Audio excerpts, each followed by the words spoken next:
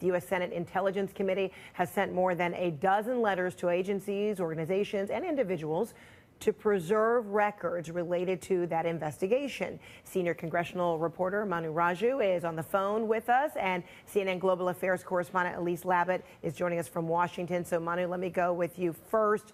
Who's on the receiving end of these letters? Well, it's the Trump administration broadly.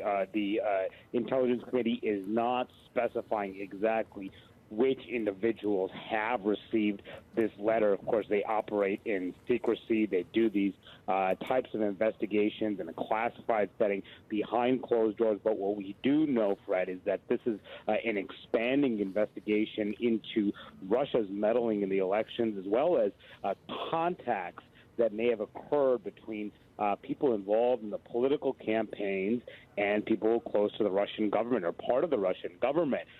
And as we know from our own CNN's reporting, as well as reporting from the New York Times, that there was constant contact between certain campaign officials from the Trump campaign with Russian operatives during the campaign. And these letters come at a time right as the Senate committee actually had a classified briefing on Friday with FBI Director James Comey before they broke up into a recess for a week. The Senate did, and the senators emerged from that closed-door meeting. They were extremely tight-lipped. They did not discuss anything that was going on, other than the fact that this was a part of their broader look into Russia. Now, the Senate Intelligence Committee is just one of two committees in Congress that are doing this deep dive into what is happening in Russia. The other being the House Intelligence Committee, but that House Intelligence Committee has already devolved into a partisan sparring match between Democrats and Republicans